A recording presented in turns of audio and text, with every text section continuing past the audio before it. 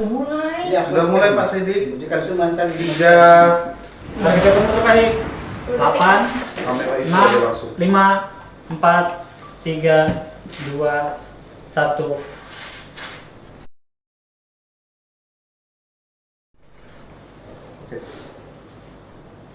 Baik, Assalamualaikum warahmatullahi wabarakatuh.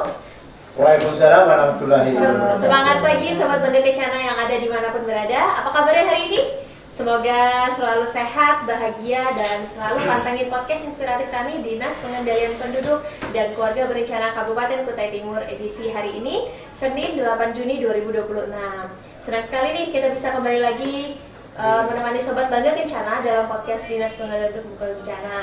Nah, Sobat Bangga Kencana, bulan Juni ini kan selalu menjadi bulan yang spesial karena kita akan menyambut peringatan Hari Keluarga Nasional atau Harganas nih. Ini sebuah momentum untuk mengingatkan kita semua bahwa keluarga adalah fondasi utama dalam membangun bangsa yang berkualitas. Karena itu, pada peringatan Harganas ke-33 tahun 2026 ini, Dinas PPKB Kutai Timur mengangkat tema yang sangat menarik nih ya, dan mungkin masih jarang dibahas secara terbuka, yaitu suami ber-KB, suami keren.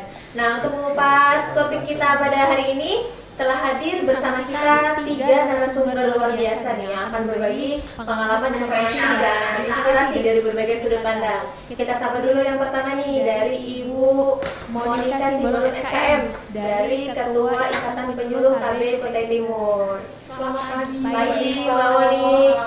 Selamat datang lagi ya Mbak Moni di podcast kita.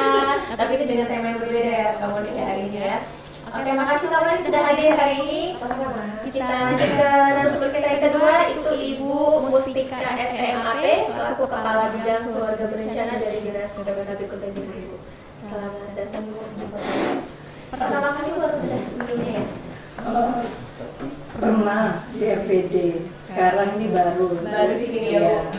Oke. Selamat pagi semuanya, selamat pagi Sobat Bangga Kencana. Selamat pagi Bu. Ini yang terakhir nih narasumber spesial kita hari ini nih, Bapak Saharudin Sidik, selaku Koordinator Kabir Ria sekaligus Sektor Vasektomi. Halo Pak, apa kabar Pak hari ini? Halo, selamat pagi. Pagi Pak. Pokoknya pada hari ini segar terus. Segar terus. Sudah pernah ke podcast ini sebelumnya Pak? Kalau podcast untuk PKB ini untuk sementara baru pertama. Baru pertama kali Pak ya? Tapi kalau di RPD tim, sesuai dengan apa yang dilihat oleh Mustika itu sudah pernah kita Sudah pernah. ya. Ini pertama kali Pak ya? Yang pertama kali. Oke, selamat datang Pak di podcast kami ya Pak ya? Selamat datang juga.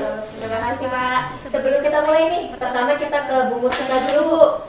Nah, jadi saya sampaikan di awal tadi nih Bu kan, setiap tahun itu kan sebenarnya selalu mengangkat isu-isu penting terkait keluarga. Nah, tahun ini nih Dinas PPKB Kutai Timur itu memilih tema tadi suami ber-KB, suami keren. Menarik sekali nih Bu, karena tema ini cukup berbeda nih.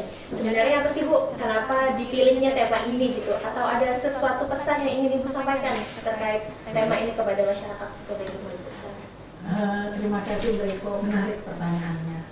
Pemerintah Kabupaten Kutai Timur, khususnya Dinas Pengendalian Penduduk dan Keluarga Berencana, dalam menyambut Harganas yang ke-33 ini, kami merangkaikan seluruh serentak se-Indonesia pelayanan sejuta sektor, pelayanan sejuta sektor, dengan tujuan menurunkan angka kematian ibu dan anak, meningkatkan capaian serta KB baru. Kalau berharap ada suami keren di situ ikut ber-KB, terus meningkatkan akses pelayanan KB yang berkualitas bagi pasangan usia subur, dan ini yang terpentingnya mewujudkan keluarga sehat dan harmonis dengan perencanaan yang lebih baik berawal dari kepala keluarga.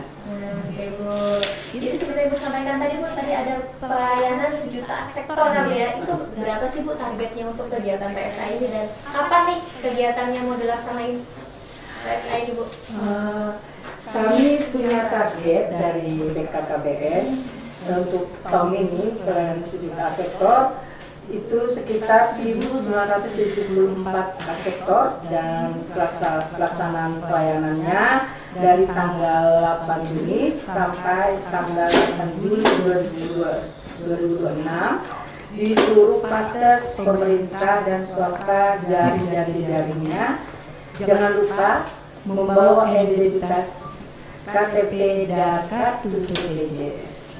Oh, jadi setiap yang mendatang nanti tanggal berarti dari 8 Juli sampai 8 Juli 1 bulan. Nah, kalau pelaporannya serentak tanggal 29 Juli 2012 se Indonesia. Indonesia. Kalau yang diikuti ini nanti di mana tuh caranya? Di seluruh Vaskes di Kutai Timur. Ya, di seluruh Vaskes Kutai Timur, pemerintah maupun swasta. Itu dicatat tuh Sobat Gagai Kencana. Jadi nanti kita akan ada kegiatan pelayanan sekitar sektor yang ya. Di sana nanti akan ada apa aja Bu kegiatannya di PSA tadi?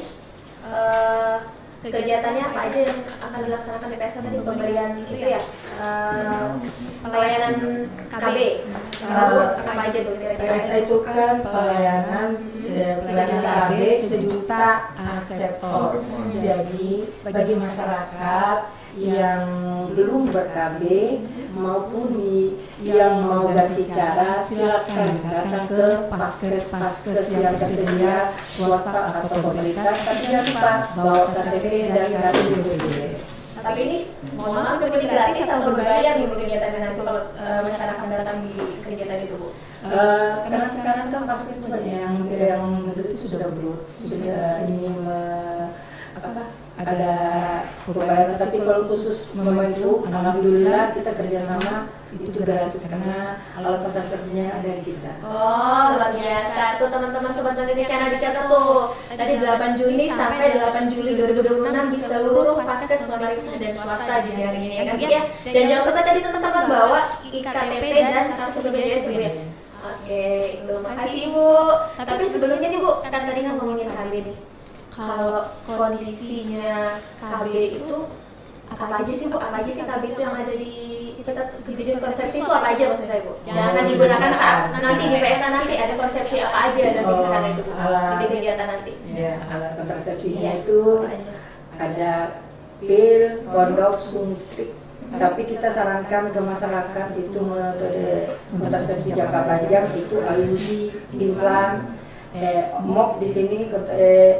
MOP ini untuk kontrasepsi mantap itulah untuk vasektomi untuk pria, dan MOW itu yang terkenal dengan steril itu kontrasepsi mantap untuk wanita, dan MAL itu maksudnya KB alami. Makanya kami di sini kenapa saya ber-KB karena ini dengan adanya kontrasepsi mantap ini untuk pria semoga berminat penyelidiknya lebih baik lagi nanti.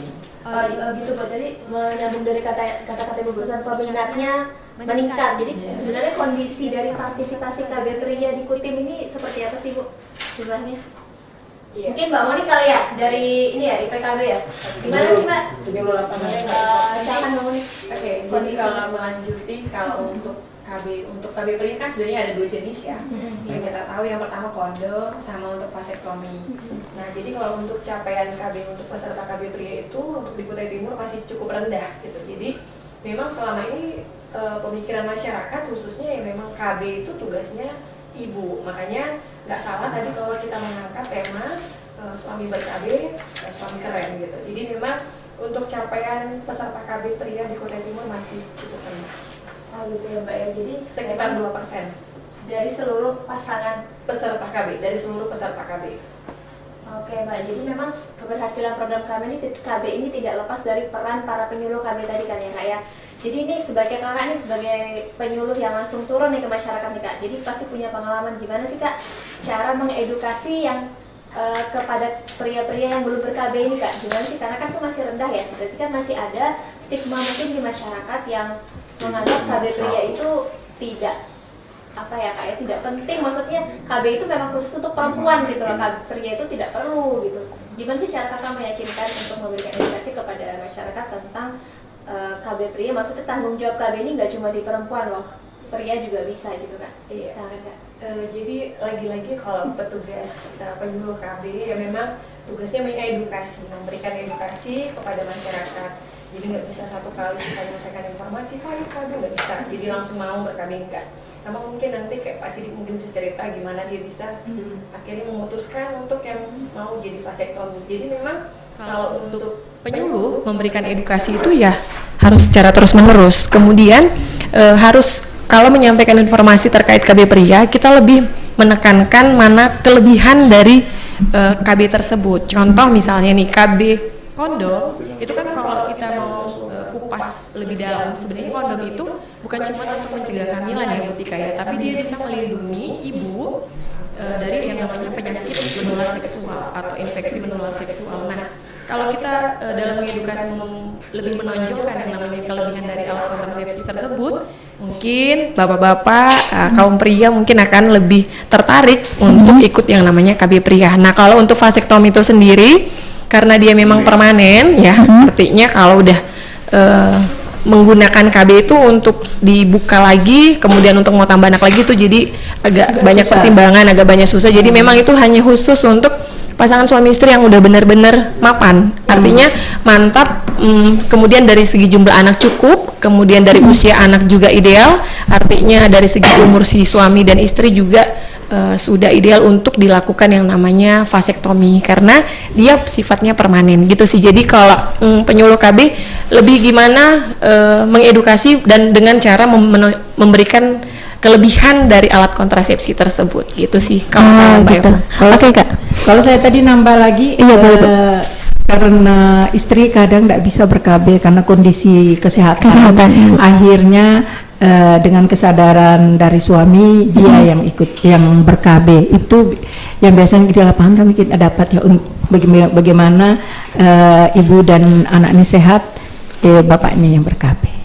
Oke Bu, melanjutkan dari Mbak Monik tadi nih, tadi kan ada tuh yang sudah ikut vasektomi ya infonya, nah yang 2% itu, nah dari 2% itu apa sih pendampingan dari penyuluh KB nih yang diberikan kepada peserta vasektomi? Apakah setelah vasektomi habis itu sudah atau ada pendampingan khusus nih? Maksudnya untuk gimana ya? Oke, jadi pendampingannya itu dimulai dari awal sebelum dia menjadi aseptor ya. Jadi sebelum menjadi aseptor, biasanya penyuluh KB akan lakukan kunjungan rumah untuk ketemu sama istri dan si suami untuk memastikan apakah memang pilihan vasektomi ini memang kesepakatan bersama gitu. Jadi jangan cuman bapaknya mau, istrinya nggak mau, nggak boleh gitu. Itu pertama. Terus di kunjungan rumah tersebut kita edukasi, menjelaskan kembali dari efek samping dan tindakan tentang vasektomi ini. Setelah memang disepakati dan memang dari suami istri sudah setuju, pendampingan selanjutnya yaitu mendampingi calon aseptor ke vaskes untuk melakukan pemeriksaan kesehatan. Itu penting ya Mbak Moni? Ya, itu penting. Sebelum dilakukan tindakan operasi, jadi memang kita harus memastikan bahwa memang kondisi calon aseptor ini memang memadai untuk dilakukan yang namanya vasektomi. Nah setelah itu, setelah selesai, itu nanti setelah selesai hasil pemeriksaan dikoordinasikan kepada pihak OPD, kemudian dilanjut ke BKKBN untuk diteruskan ke dokter yang menangani, yang melakukan vasektomi. Nah nanti setelah dilakukan vasektomi, itu nanti akan dilakukan pendampingan dan diingatkan kembali bahwa setelah vasektomi minimal 30 kali ejakulasi harus tetap memakai pengaman, gitu sih. Hati-hati Mbak, karena masih ada sisa-sisanya.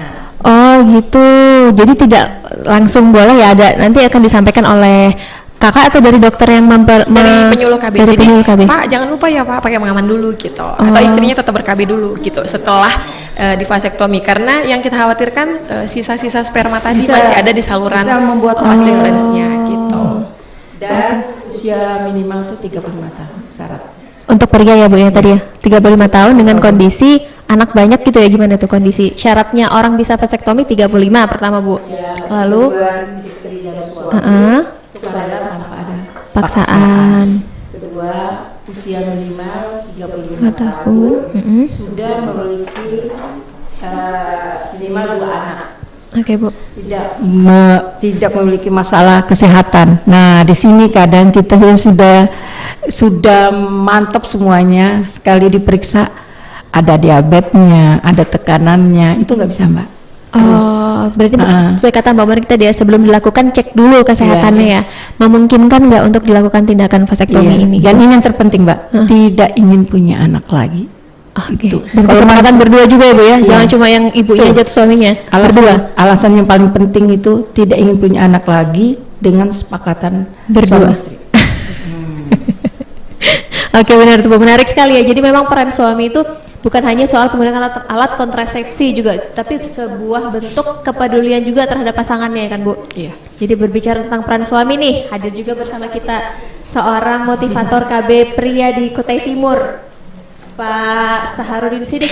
Ya, selamat pagi. Pagi Pak. Jadi menarik nih, mungkin di Kutai Timur motivator KB pria cuma Pak Sidik ya? Iya. Satu-satunya ya Pak ya? Gimana nih? Motivator KB itu saya kira tidak satu. Nah, semua yang sudah di vasektomi itu otomatis Menjadi motivator. Cuman motivatornya ada yang komunitas, Iya. ada juga Mandiri. secara mandiri. Ya. Nah, menarik nih Pak. Jadi sebenarnya apa sih yang membuat Bapak tuh tertarik gitu menjadi motivator KB pria? Awalnya gimana sih Pak? Mohon maaf ya. Jadi kalau menanyakan tentang motivatornya, siap-siap untuk dijawab secara ekstrim, ya. Nah, gitu. Tadi jawab pertanyaan-pertanyaan dari bunda-bunda ini jawabannya enak-enak. Enak-enak, iya. Nah, kalau ini tambah enak, kan gitu. Benar. Maksudnya semakin berilmu gitu kan Pak yang akan disampaikan gitu kan Pak. Kembali Semakin- ke laptop pertanyaannya tadi Jadi apa sih Pak pertama kali yang membuat Bapak itu tertarik menjadi Memutuskan. untuk mengajak, berarti kan kalau motivator KB itu kan berarti Bapak akan mengajak orang-orang untuk ayo pakai KB pria gitu kan Pak. Apa sih yang bikin Bapak tuh tergugah kayak aku pengen jadi motivator KB pria gitu Pak? Apa sih atau Bapak dapat ilham apa gitu? Dapat mimpi apa gitu? Sebenarnya mengawali daripada saya berpatekstomi itu seram sekali. Ya, seram. Lebih serem dari film horor? Bisa juga. Oh, luar biasa. Maksudnya seperti ini. Gimana tuh Pak? Seperti yang dikatakan tadi oleh KB kita, biasanya itu mengatur angka kelahiran dan sangat ekstrimnya itu tidak mau punya anak lagi, kan begitu? Iya. Gitu. Jadi jawaban saya itu seramnya seperti ini. Anak saya pada waktu itu tidak apa-apa ya cerita pribadi ya. Boleh Pak sharing pengalaman Pak? Kita harus kupas tuntas. Iya, betul. Nah, jadi sewaktu saya itu punya anak pertama, kedua, ketiga sampai kelima itu kayak piano. Oh, maksudnya berurut gitu Pak ya, kayak tangga, kayak tangga. Ya, do, re, mi, fa, sol, la, si. Tinggal dua sampai ke do. Sampai balik lagi ke do. Iya, benar. Nah, ini yang saya maksud, yang saya maksud seram itu, yang seram itu adalah istri saya. Gitu. Karena takutnya nambah lagi, waduh. Sampai-sampai loh pengalaman ini pengalaman nyata loh. Iya, bagaimana? Bahkan sampai saya filmkan itu. Ada. Itu sudah kita putar beberapa tahun yang lalu dan insyaallah nanti akan diputar lagi oleh kabit kita nanti kalau ada renggang waktu. Jadi yang saya maksud kenyataannya, ini kenyataan bukan bohongan. Dosa kita kalau podcast itu bohong-bohongan. Ya betul. Jadi anak saya itu satu, ya umur sekian ya. Ada juga belum lahir lagi. Nah, ya kan sampai terus terang kaki istri itu ngayung gini nah, pakai kaki. Nah, gitu. Apa? Itu saya motivasi saya. Dalam artian kalau terus begini kasihan istri. Kan begitu. Makanya saya katakan tadi motivasinya sangat seram. Kalau nambah lagi bagaimana? Ya kan begitu. Cuman dalam hal ini memang ada best to best sehingga saya bisa memilih KB vasektomi tersebut, ya kan? Ada motivator kami itu salah satunya itu Mbak Monik. Iya ya. Seperti itu ada kabit yang dulu ya Bu Rini Indarti, ya kan? Juga termasuk Roni. Ada Roni ya itu. Dia kan bagian humas itu, tetap dia juga motivasi kami. Pas ini kalau KB begini. Cuman ada satu yang saya takutkan pada waktu itu, sehingga semua itu sudah saya alurkan, cuma satu aja. Ya, ini memang saya tanya juga Bapak, yang Bapak takutkan ini dari KB pria ini, apa itu yang pertama sebelum Bapak untuk memutuskan saya mau vasektomi ini? Ya. Ada nggak terpikir ketakutan Bapak? Ada ketakutan saya yang paling menonjol itu pertama, ya kan? Siapa tahu tidak hidup lagi Indonesia Raya, kan gitu. Indonesia Raya, ya kan? Gitu. Siapa tahu tidak hidup lagi Indonesia Raya. Ya, lemah namanya ya kan. Ibu pengalaman tuh, ya kan gitu.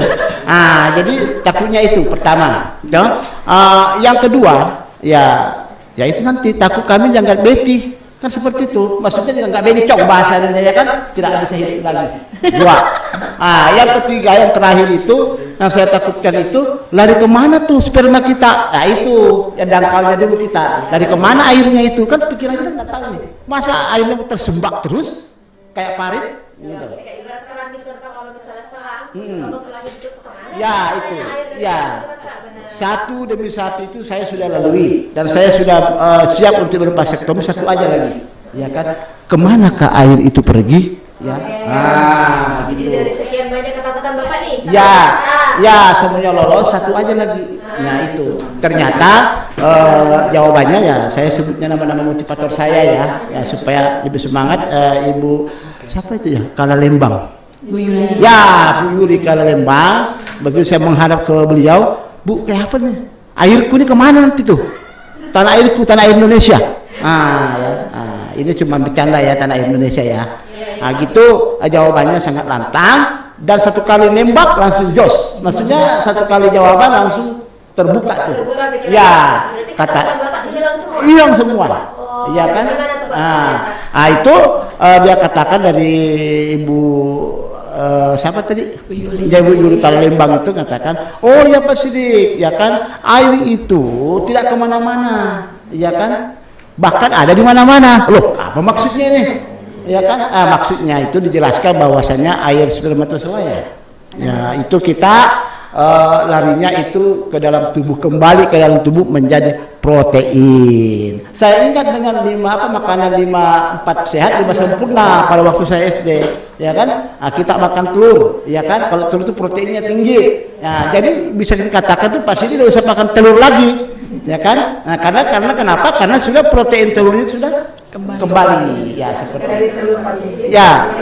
Ya proteinnya. Tapi jangan salah paham ya. Jangan salah. Kalau kita berbicara telur menelurnya vasektomi itu kalau enggak jelas itu nanti salah paham, ya kan? Gitu. Jadi sekarang Bapak sudah yakin nih posisinya. Nah, sekarang gimana nih Pak cara Bapak meyakinkan pasangan Bapak? Kan pasti Bapak harus ngomong dong dengan pasangan. Ya itulah hebatnya. Sebenarnya, ya kan? Justru istri saya yang menyarankan. Iya, itulah kemudahan daripada, makanya itu di dalam sosialisasi KW vasektomi ya saya informasikan untuk KW vasektomi jangan hanya cenderung kepada promosinya ke laki-laki, jangan, itu perlu kepada ibu-ibunya, karena ibu-ibunya nantinya akan memberikan penjelasan juga kepada bapaknya. Terbukti saya, ya istri saya yang menyarankan untuk bervasektomi, tetapi walaupun istri saya menyarankan bervasektomi, no. Takutnya Indonesia merdeka tidak hidup lagi. Tapi ternyata begitu saya dibantu oleh dinas DPPKB, dimotivasi, akhirnya saya kesimpulan bahwasanya ikut bervasektomi. Oh gitu Pak, siap. Jadi kan Bapak sudah jadi KB nih, KB motivator. Nah itu kan pasti Bapak tidak sendiri tuh selama ini mendirikan, maksudnya untuk memberikan edukasi kepada pria-pria lain untuk mengikuti KB pria. Bapak punya komunitas kah Pak? Oh punya. Komunitas itu kelompok KB. Tapi kelompok KB vasektomi bersyukur. Vasektomi bersyukur. Itu kurang lebih 18 tahun sudah. Sudah berdiri 18 tahun. Mohon maaf Bapak, vasektomi sudah berapa tahun? 20 tahun kurang lebih. 20 tahun. Jangan awet muda Pak. Saking awet mudanya giginya sudah habis. Gitu. Iya, saking awetnya Mbak.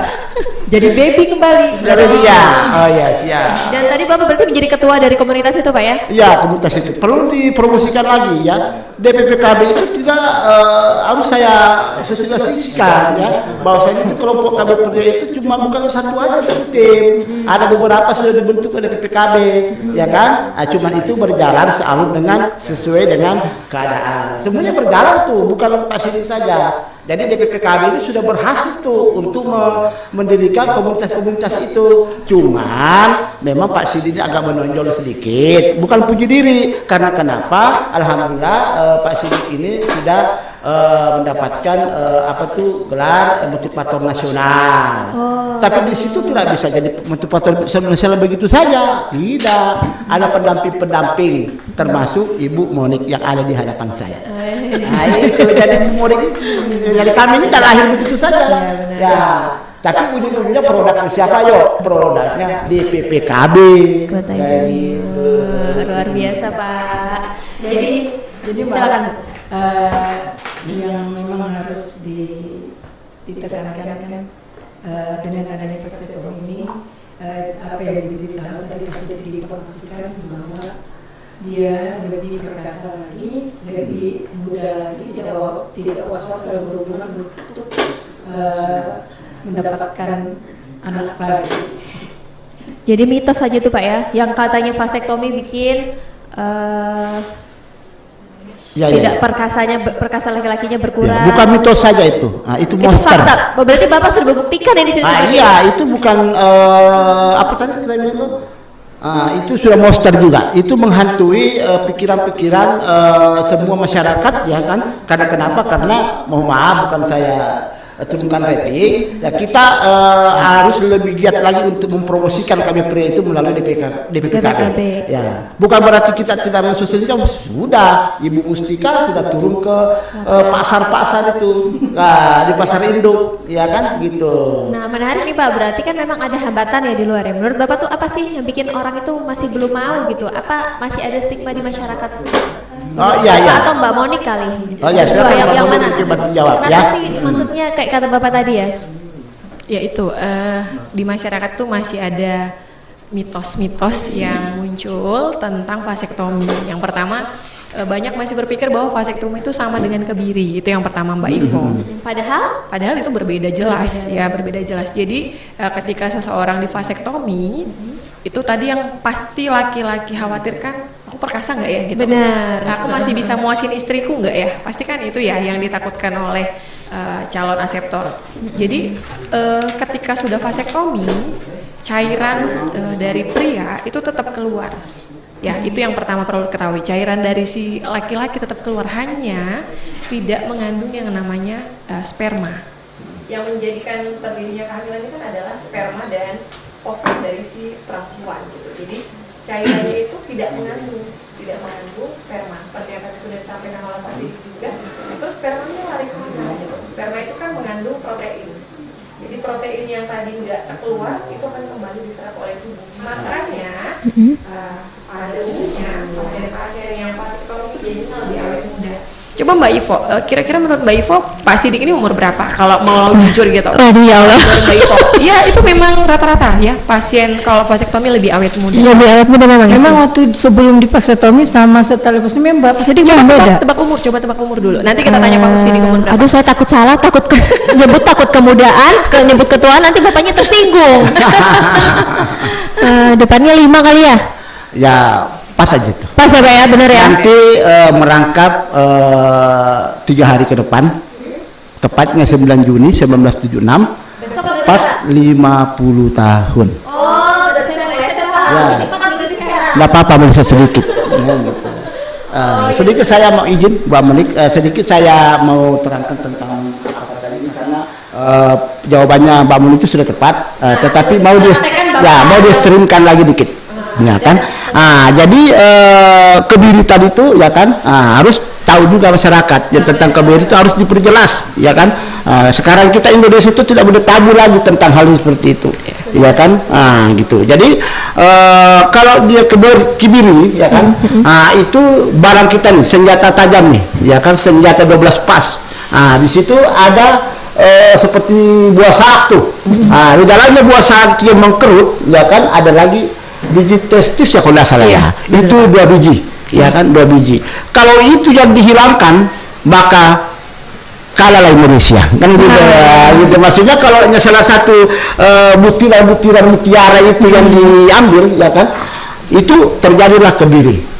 Kalau vasektomi jauh sekali. Vasektomi itu seperti yang diterangkan oleh Adinda Monik tadi, seandainya juga ada tim eksekusi yang hadir itu bisa bisa menjelaskan bahwasanya kalau vasektomi itu cuman memutuskan saluran vas deferens itu kemudian diikat. Diikat sehingga tidak bercampur dengan spermatozoa ya. Seperti itu. Nah, terus ini Pak, kan Bapak sudah menjalani nih. Bapak ngerasa ada efek samping nggak setelah vasektomi? Maksudnya di luar ini ya, maksudnya di tubuh Bapak, bukan secara dengan istri. Maksud saya di tubuh Bapak, apakah ada ngerasa misalnya habis itu sakit atau menjadi gimana gitu? Itu salah satu pertanyaan sering datang muncul iya benar saya. Bagaimana Pak, ada efek samping? Saya tegas jawab, tidak ada efek samping, tapi efek tengah yang malah ada. Bukan di samping tapi di tengah.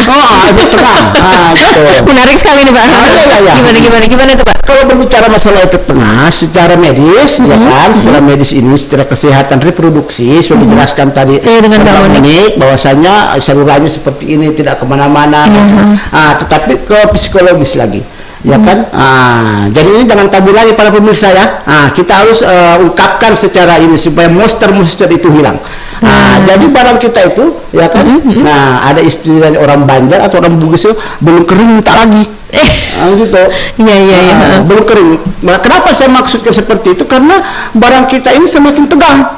Gitu, sampai-sampai ya ini bukan rahasia perusahaan, ya kan, tetapi kita ungkapkan kepada masyarakat supaya tidak takut lagi dengan monster itu, ya kan. Sampai-sampai pasangan itu saya itu katakan itu, ya kan, waduh, waktu belum vasektomi kok tidak seperti itu, setelah vasektomi kok seperti itu. Saya bilang apa? Itulah hasil motivatormu kepada saya. Karena kamu yang mengajak saya dulu untuk bervasektomi. Jadi kesimpulannya barang kita itu insya Allah jauh daripada apa yang ditakutkan oleh kaum pria, itu akan hilang kejantanan, ya. Malah justru lebih. Kenapa? Karena sudah jelas jawabannya. Protein itu kembali kepada kita sehingga tubuh kita semakin kuat. Stamina-nya jadi lebih kuat gitu Pak ya. Iya. Tuh, jadi sobat Bangga Kencana itu hanya mitos Pak ya. Mitos. Karena Pak Sidik sudah langsung membuktikannya. Iya. Sebagai peserta dari vasektomi tadi Pak ya. Menarik sekali nih. Jadi Pak, jadi kita ini kan live, kita buka kolom komentar nih Pak untuk para penonton yang ingin bertanya. Kita cek dulu kolom komentar ya Pak. Ada beberapa yang bertanya nih di kolom komentar. Yang pertama nih dari Jujun, bagaimana sih keamanan dan efektivitas KB pria dibanding metode KB lainnya? Apakah ada perubahan dalam kehidupan rumah tangga setelah mengikuti KB pria? Nah, kalau nomor 2 nih kayaknya Bapak nih, nomor 1 Mbak Monik nih, bagaimana keamanannya dan efektivitas KB pria itu dibanding metode KB lainnya? Maksudnya dibanding dengan yang perempuan kali ya maksudnya ya? Iya. Ya, silakan Mbak Monik. Oke, jadi kalau KB pria kan seperti yang tadi di awal ya Bu ya, disampaikan KB pria itu ada 2. Kalau untuk di Indonesia ya, sebenarnya di luar negeri ada pil KB lagi Mbak. Cuman kalau untuk laki-lakinya ada. Jadi di luar itu ada pil KB, kemudian ada gel. Tapi kalau untuk kita yang di Indonesia ini terkenalnya hanya kondom dan vasektomi. Ya, jadi kalau untuk angka efektivitasnya baik dari kondom ataupun vasektomi itu sekitar 98 sampai 99%. Tetap ada kemungkinan angka kegagalan sekitar 1 sampai 2%. Ya, karena namanya buatan manusia ya Bu ya. Buatan manusia. Jadi memang pasti ada angka kegagalannya gitu. Jadi kalau mau dari segi kondom, yang penting dipakai dengan cara yang benar. Ya, itu biasanya angka keberhasilannya sampai dengan 99% dalam mencegah kehamilan. Nah, kalau dulu mungkin edukasinya ya Bu ya, edukasinya karena kita tabu, ibu-ibu misalnya di posyandu penyuluhan, nanti pakai kondomnya di sini ya Bu, diumpamakan jempol itu dianggap penis gitu ya, padahal kan salah karena kita dulu masih tabu gitu. Jadi kalau misalnya penyuluh KB itu ya memang harus menggunakan bahasa yang baik dan benar, menyatakan bagaimana menggunakan kondom, disarungkan di mana, di penis gitu. Jadi nggak boleh lagi karena kalau dicontohkan di jempol ya masyarakat pasti mikirnya ya di jempol gitu. Iya benar. Bu, aku kok ternyata hamil. udah benar pakainya belum, sudah kan di jempol. Gitu ya. Itu pertama ya, itu benar. Salah. Terus kemudian kalau untuk vasektomi, yang penting tadi setelah di vasektomi minimal 20 sampai 30 kali. 30 kali bukan sorry. 30 kali. Jadi Pak Sidik berapa kali seminggu, Pak? Ya. Pak Sidik berapa kali seminggu? Pasca atau pra? Pasca ya. Pasca berarti sebelum. Pasti sesudah. Oh ya, pasca. Oh ya, betul. Bisa berapa kali, Pak? Kalau pasca itu sesuai umur lah. Kan sesuai gitu. umur. Jangan sampai waktu awal-awal kalau awal-awal itu setelah vasektomi. Ya. Itu berapa kali seminggu? Itu biasa saya ini enggak tiap hari. Ini kita udah tabu ya. Itu kadang saya ambil itu dalam 1 hari biasa 2 kali. Oke, 1 hari 2 kali. Karena kenapa? Karena masih umur. Iya. Ya. Masih langsung heboh nih teman-teman di studio, langsung heboh nih, masih muda Pak ya. Apa namanya pemirsa ingat ya bahwasanya memberikan informasi yang dibuat daripada statement itu dosa. Jadi saya ini bukan dengan apa adanya. Sesuai. Jadi kalau kata Mas Sidik dia setelah vasektomi bisa 2 kali sehari, berarti bisa 15 hari selesai kita anggap selesai. Karena dia udah ejakulasi ya. Bukan hitungan hari Mbak. Jadi kalau misalnya seminggu 3 kali ya dihitung lah. Hitung kalinya, Mbak. Kalinya. Gitu sih 20 Mbak. kali 30 kali. Ini Mbak Epo saya nambahin tadi Iya, silakan, Bu. masalah kondom. Iya Bu. Penyebab itu kegagalan kondom itu salah satunya tadi bilang salah pakai. Iya, benar. Yang harusnya diedukasi pakai jempol, dia pakai jempol. Benar. Kedua, kondom itu robek atau bocor. Iya. Ketiga, ukuran kondom yang tidak sesuai. Oh, jadi ada ukurannya ya Bu ya, disesuaikan sama kayak baju, celana gitu kan ada ukurannya. Tapi ini baru saya tahu loh ini, memang ada ukurannya ya. Kalau Saya kira universal. ya kalau ukuran kita standar Indonesia ya. universal ya. Iya. Cuman kan Ha-ha. ada orang-orang tertentu ya Pak ya yang mungkin memiliki ukuran yang besar itu sih Pak Ivo. Baru terlalu cepat dilepas. Yes. Oh, Itu tadi. ada masanya juga kapan harus dilepas Dan ya? kondom itu ada juga kedaluarsanya. Oh benar. Dan penggunaan kondom yang terlalu berulang-ulang. Itu salah. Maksudnya yang salah satu digunakan Kegagalan berulang-ulang ya. tadi memakai kondom. Kurang pelumas yang cukup. Ini perlu ditahui juga. Benar, benar. Karena ini adalah Iya. KB pria. Benar, karena tadi seperti Ibu sampaikan ada juga kondom ini kegagalan-kegagalannya tadi. Jadi harus tahu juga. Harus. Jadi Benar. Nah, kalau yang misalnya tadi kayak Ibu bilang apa namanya? Berulang. Jadi mungkin Dipakai berulang maksudnya? ya edukasi ke masyarakatnya berarti itu kemungkinan kurang, tapi kayaknya Benar. kalau untuk sekarang jarang ya Bu. Atau mungkin mau hemat kali ya, tapi kalau untuk apa kan kondom gratis sih. Iya, Udah baru mau saya sederhana tanya nih. gitu. Jadi Baru mau saya tanya nih. kalau dulu mungkin karena kurang informasi dipikir bisa pakai berulang, dicuci, dijemur, dipakai lagi gitu. Itu kan sebenarnya nggak boleh. Jadi Benar. kondom itu hanya satu kali pakai, buang. Kemudian tadi apa lagi tadi Bu Tika bilang yang kedaluarsa. kadaluarsa ya udah pasti ya. Robek tadi. Sorry, terlalu cepat dilepas. Oh, Jadi terlalu gini, cepat dilepas, oke. kita berpikir bahwa sudah anggap ini ejakulasi ya. Nah, ternyata masih ada sisa-sisa yang belum tertampung di kondomnya itu sih yang biasanya bisa menyebabkan kegagalan tadi dari kondom. Gitu sih Pak. Saya tambahkan Boleh Bu. Pak silakan. Ya, mumpung bicara kondom nih. Benar. Nah, jadi kondom ini sudah jelas itu fungsinya ada dua tuh. Atau apa namanya itu mengawasi reproduksi ya kan? Membatasi, Atau membatasi benar. reproduksi dan Betul. kedua seksualitas. Mencegah. Ya sudah Pak, itu sudah masuk tadi. Ya, tapi yang kedua itu seksualitas. Nah, jadi ini saya harus jangan sampai tahu juga supaya masyarakat tahu, ya kan, jangan sampai cenderung main di luar, ya kan, nah, gitu. Oke. Ya. Dan yang pertama itu secara reproduksi sudah pasti sesuai dengan aturan main. Kata Bu Mustika, kalau sosialisasi itu harus betul-betul ditangkap. Jangan sampai itu kondomnya ditaruh di sini. Betul-betul kalau sudah main malam Jumat itu kondomnya ditaruh di sini. Tetap alhamdulillah begitu Bu Mustika ya.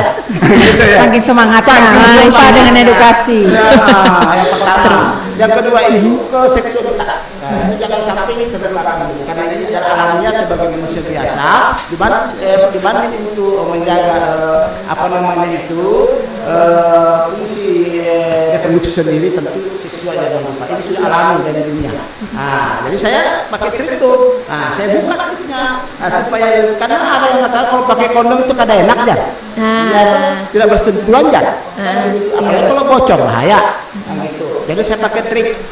Jadi ini khusus untuk laki-laki yang mau perkasa gitu kan, supaya kondom itu berfungsi dua. Yang tadi reproduksi, yang kedua ini seksual. Itu kondom jangan pakai satu, pakai 3 kondom.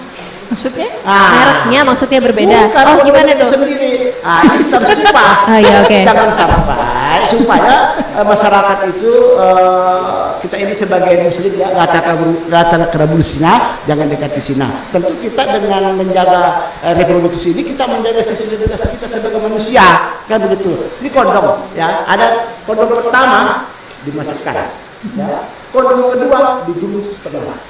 Kondom ketiga gulung lagi setengah. Oh, 3 lapis maksudnya? Ya, ada 3 keriting gitu kan. Gitu. Gimana Mbak Monik tuh? Benar itu? Ini di kan luar- praktek beliau, ya. Iya, praktek ini di luar daripada fungsi apa tadi itu reproduksi. Ini adalah fungsi Seksualitas. Benar, Itu, ada itu dua harus, fungsi. harus berdampingan kan gitu supaya kita ini untuk menjaga kelahiran kita tetap semangat sebagai manusia biasa. Saya ulang lagi, kondom pertama masuk 60, kondom kedua kondom pertama masuk setengah, kondom kedua masuk setengah, kondom 30. dari situ ada begitu gitu. Bisa mengenjoy-enjoykan pasangan kan itu. Tapi kalau kita berbicara masalah kondom, kita itu biasanya dipakai di KB Paskasari habis melahirkan. Karena kita nyarankan itu yang MKJP, yang metode jangka panjang. Karena kalau kondom ini, ya itu tadi itu takut ya bocor lah. Jadi itu untuk darurat KB Paskasari. Ya, di saat dia habis melahirkan. Baik, dan lanjut tadi pertanyaan kedua Pak tuh, apakah ada perubahan dalam kehidupan berumah tangga setelah Bapak mengikuti KB Pria ini? Baik, terima kasih. Ini sensitif juga, banyak juga yang sensitif. Bahwasanya pertama itu menjaga keharmonisan sudah pasti. Karena kalau kita sudah bervasektomi, itu dibilang tadi harus mantap betul. Tidak mau punya anak lagi dan sebagainya. Jadi edukasi ini Bu kepada sosialisasi, kalau saya sosialisasi kepada calon asesor, itu salah satunya mau izin Bu. Itu saya terangkan menjadi muka ini. Menerangkan bahwasanya kalau kita ibaratnya ikut berKB vasektomi, itu ujung-ujungnya mantap pria. Jadi menurut jiwa mantap pria, itu ada istri. Mantap pria yang pertama tidak mau punya anak lagi. Jadi kita harus dikasih dulu pasangan. Bu, tidak usah ya. Kita pikirkan anak kita ini, yang tiga ini kita bikin sarjana, ke sekolahnya tinggi, tidak usah lah yang lain-lain. Kan begitu. Yang kedua, mam, ya gitu. Harus sudah mam, gitu kan? Gitu. Mam, kalau umpamanya bapak tidak sudah vasektomi kan, sudah tidak punya anak lagi tuh mam, ya kan? Jadi otomatis, ya kan, persentase untuk nikah lagi itu tidak ada. Kan gitu, persentase untuk nikah lagi itu tidak ada lagi. Karena kenapa? Kalau orang mau nikah itu utamanya itu cari anak. Tentu orang yang ibunya itu, oh iya betul lah, lebih baik vasektomi daripada kamu nikah lagi. Kalau gitu, itu motivasi ya. Walaupun tidak masuk di dalam undangan anggaran dasar BKKBN kali itu salah satu motivasi. Ya. Yang ketiga itu bahwasanya kita edukasi kepada calon aseptor bahwasanya kalau kita bervasektomi posisi aman itu sebenarnya wanita. Walaupun juga itu ada monster itu tidak pasti datang terus juga tuh melawan tuh bote itu. Nanti katanya kalau sudah vasektomi bisa jajan kemana-mana. Benar. Bisa jajan, bisa ini kemana-mana. Orang sudah bisa jadi lagi. Itu program BKKB itu, program ngibul itu. Itu ada saya ada. Tapi saya hadapi dengan tenang. Gimana tuh Pak? Menangkal orang yang seperti itu bicara. Kita jelaskan saja bahwasanya kalau kita bervasektomi, ya kan, kemudian tidak nikah lagi, ya itu harus motivasi kita berikan kepada calon asesor kita, dan juga berikan juga kepada calon asesor kita bahwasanya kalau ayah vasektomi itu kembali lagi bahwasanya persentase untuk nikah lagi itu tidak ada. Terus ada kemudian yang diuntungkan itu adalah perempuan. Kalau berbicara masalah laki-lakinya itu mau kemana-mana jajan, itu tergantung lagi otaknya dia. Ini salah satu juga salah satu kendala. Karena kan manusia berbeda-beda.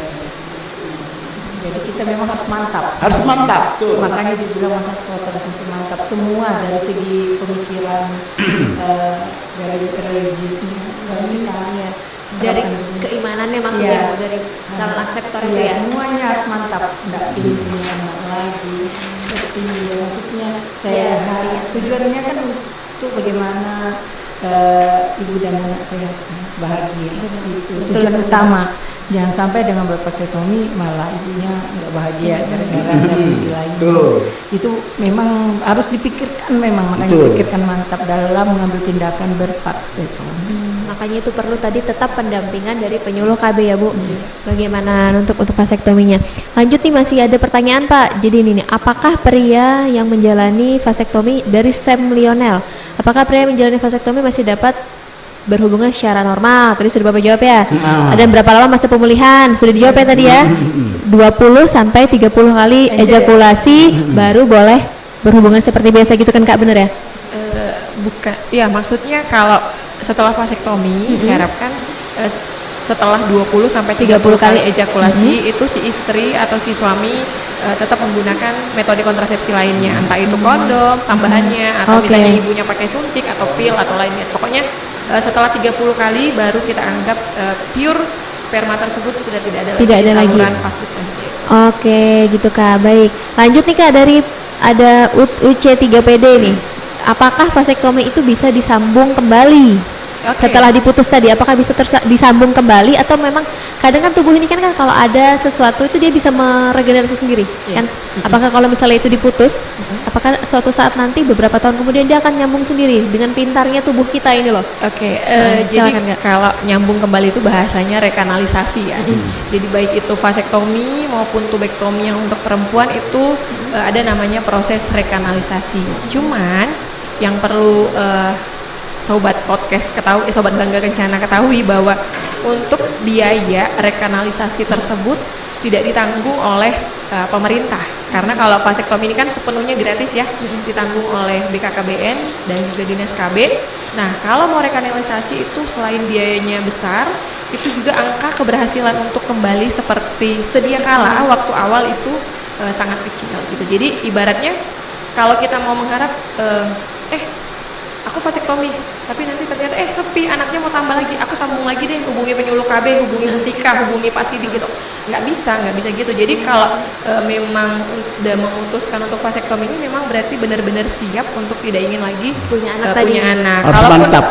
Kalaupun ternyata misalnya mereka mau rekanalisasi, ya itu tadi harus dijelaskan bahwa biaya itu sepenuhnya menjadi tanggungan si calon pasien tersebut, kemudian tidak ditanggung oleh pemerintah dan angka keberhasilannya sangat kecil gitu sih Mbak. Oke, berarti memang tetap harus tadi ya mantap dulu sebelum Mantap dulu. memang Semua. diputuskan Iya. untuk vasektomi Semuanya dari segi kesehatan, dari segi keinginannya, maksudnya keinginan itu lebih utama membahagiakan istri. Nah, itu yang lebih penting. Sedikit ada Ya, yang silakan, ada ketinggalan ini, keuntungan tadi itu saya sudah katakan, ada keuntungan lagi yang saat ini belum Oke. saya Apa itu, sempatkan. Pak, keuntungannya? Keuntungannya itu sangat blur kepada wanita, maksudnya pasangannya, ya kan? Keuntungannya apa? Yang pertama yang sudah dikembangkan tadi Mbak Moni, bahwasanya mereka itu tidak pakai kontrasepsi lagi yang lain, jadi dia aman perempuannya, tidak makan hormon lagi terlalu banyak, ya kan? Jadi dia itu bebas. Begitu suami bilang, "Ma," langsung mamanya bilang, "Ya." Satu kali dipanggil 3 kali sautnya Pak. Iya. Luar biasa ya. Karena kenapa saya katakan ini? Karena saya mengalami sendiri. Istriku pasangan kami enggak anu lagi. Iya. Karena kenapa? Karena sudah aman. Nah, itu keuntungan dari pada wanita. Masih ada waktu dikit, Pak? Masih. Nah, Aman, Pak. ini ada sedikit pesan kami ini dari kelompok KB Pria, Oke. mewakili kelompok-kelompok KB yang lain. Saya harus sebutkan kelompok-kelompok yang lain ya, karena DPP KB itu sudah membina beberapa kelompok KB, bukan Pak Sidik saja. Oh, iya, betul, Pak. Itu.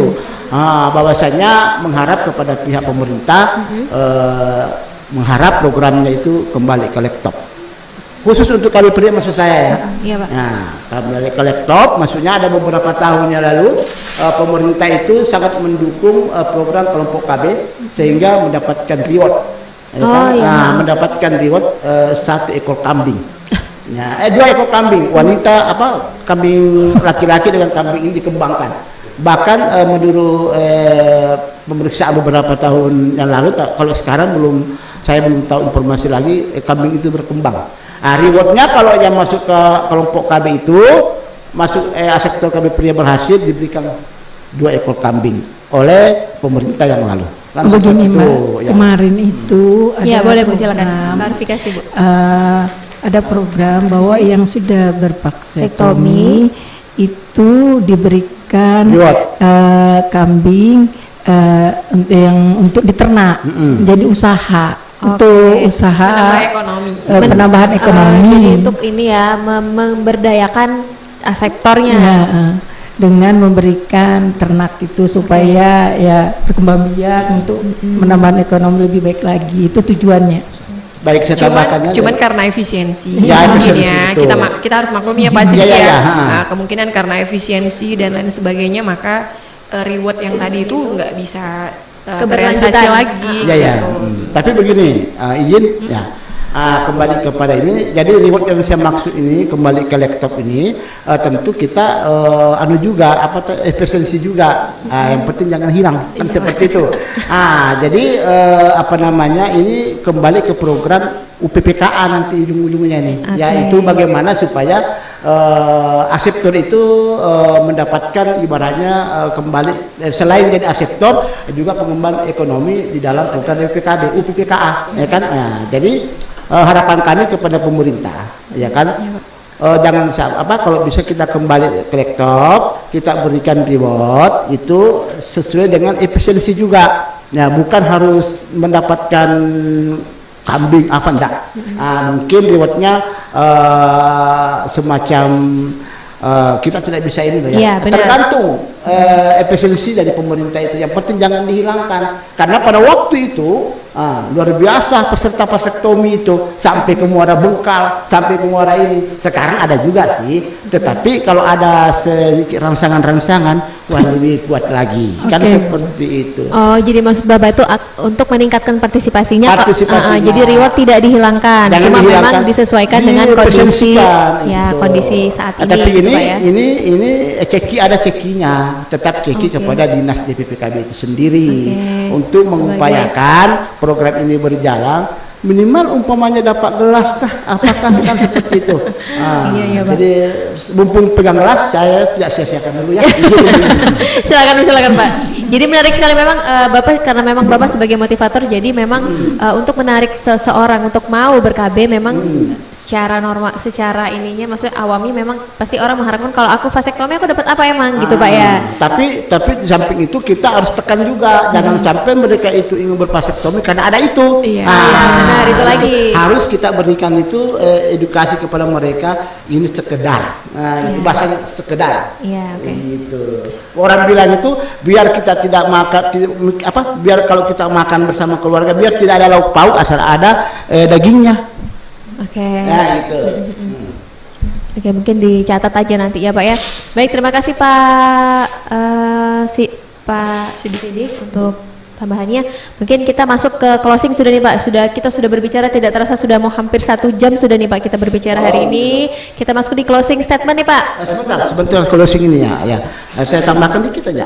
Jadi dari kami motivator ini di samping program kelompok kami untuk lebih motivasi selain daripada reward tadi itu, kami bikin sendiri program-program. Salah satunya program sosialisasi komunikasi yang namanya Infoklink.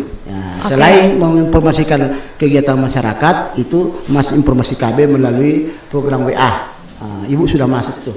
Yang kedua ada program Ramadan Perkasa. Ramadan Perkasa itu di bulan suci Ramadan kita mengadakan buka puasa bersama, bagi takjil. Itu sudah Ibu sempat hadir itu.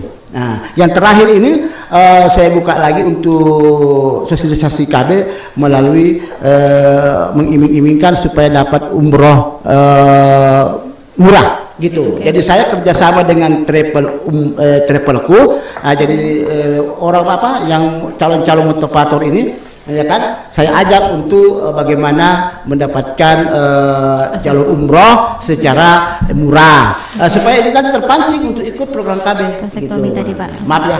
Iya siapa? Oke, berarti tadi beberapa program dari komunitas Bapak ya Pak? Iya.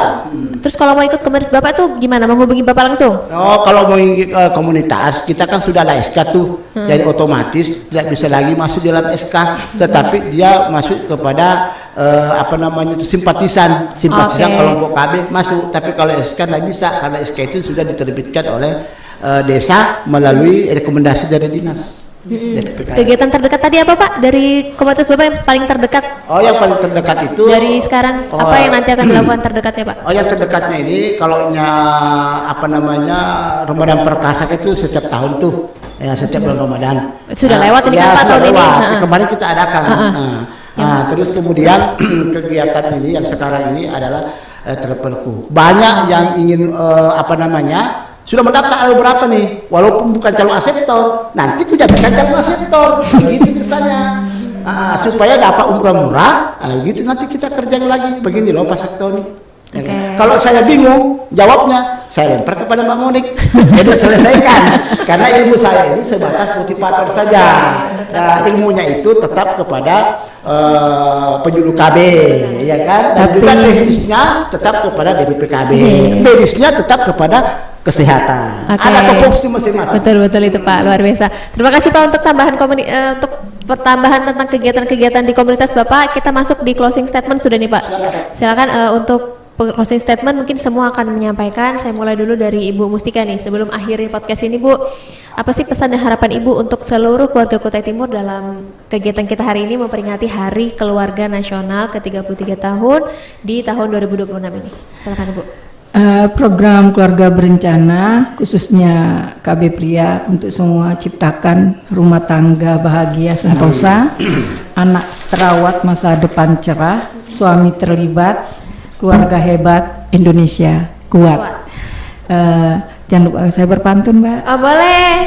Saya bantu cakep ya Bu. Ya, jalan-jalan ke kota sangat Cakep. kota yang terkenal dengan batu bara. Wah cakep. 2 anak sehat bahagia, keluarga sehat penuh cinta. Lanjut nih Mbak Monik nih, apa nih Mbak closing statement Mbak sebagai penyuluh KB nih agar masyarakat tuh lebih terbuka terhadap, karena memang tadi seperti sampaikan agar lebih terbuka dan terhadap KB Pria ini karena masih masyarakat kan masih menganggap KB Pria ini sedikit, maksudnya KB itu urusan perempuan. Iya. Gitu. Silakan Mbak Monik. Khusus untuk kaum bapak, mengajak kaum bapak selaku penyuluh KB menghimbau bahwa peran suami sangat dibutuhkan dalam keluarga. Ketika berbagi peran dengan istri terkait istri sudah hamil, melahirkan, maka alangkah lebih baiknya jika pria turut serta dalam program KB. Silakan menggunakan KB sesuai dengan kebutuhan bapak dan juga keluarga. Dan jangan sungkan jika ada yang ingin tanyakan, hubungi penyuluh KB di wilayah terdekat. Mungkin itu saja yang bisa saya sampaikan untuk closing statementnya Mbak Eva. Baik, luar biasa. Tuh jangan lupa kalau mau ada apa-apa tanya di penyuluh KB di wilayah masing-masing ya. Yes, benar. Mohon maaf nih Mbak Monik di Swarga Barat. Swarga Barat. Tapi tetap di semua ada kan ada penyuluh Iya, KB. Tapi semuanya. kalau Swarga Barat khusus nanti sama Mbak Monik kalau mau tanya-tanya. Oke, baik kita lanjut nih terakhir dari Pak Sidik nih. Kalau hari ini ada suami-suami nih Pak yang sedang menonton podcast ini dan masih ragu untuk mengikuti KB Pria nih Pak, apa pesan khusus dari Bapak kepada para suami yang masih ragu untuk ikut berperan dalam program KB Pria ini Pak? Silakan. Baik, terima kasih. Saya pesankan kepada kaum pria, mari kita mensukseskan program pria di dalam ber-KB, ya kan? Dan harapan kami kata ekstrimnya, ya kan, jangan siksa istri. Jangan siksa istri dengan maaf ya, produk-produk kontrasepsi yang tidak sesuai dengan istri. Kalau sesuai aman aja, kalau tidak aman bagi istri jangan siksa. Jadi makanya ikutlah bervasektomi ya begitu ya. Terus kemudian tadi ada kegiatan dari kelompok kami, ada yang tertinggal, mohon izin ya disampaikan bahwasanya kami dari pihak Multipower KB kelompok kami kerjasama dengan Posyandu Pasar Induk Sangatta Utara itu mencoba-coba bagaimana mengurangi stunting. Ya, dengan cara apa? Dengan cara bagaimana kelompok KB ini, ya ini kita sebatas membantu aja ya, membantu Posyandu untuk membagikan MBG. Nah, tadi hari ini alhamdulillah kita sudah membagikan MBG salah satu untuk bagaimana gizi anak-anak kita supaya bebas dengan stunting. Ya. Boleh ya? Pantun? Boleh. Oh, baik. Boleh Pak. Makasih banyak. Jalan-jalan ke Bukit Pelangi. Cakep. Silakan Pak. Oh ya, jalan-jalan ke Bukit Pelangi. Cakep. Jangan lupa singgah di DPPKB. Cakep. Kaum pria kalau mau perkasa, ya kan, ikutlah vasektomi. Cakep sekali pantunnya hari ini Pak. Alhamdulillah, secakep orangnya lah. Wah, luar biasa sekali perbincangan kita hari ini. Betul. Ada yang lebih cakep, ada yang lebih cakep lagi. Oh, apa itu Pak? Pantun lagi. Ya kepala dinas kita. Oh, Ya, Bapak apa? Yusriansa. Kalau kenapa saya bilang cakep? Karena ini gairahku kembali. Karena kenapa? Beliau itu memotivasi saya secara pribadi juga. Oh, berarti beliau punya andil juga kepada Bapak ini, luar biasa. Jadi cerita itu bukan kepada dinas saja tuh. Dia punya trik-trik sendiri merayu para kadernya.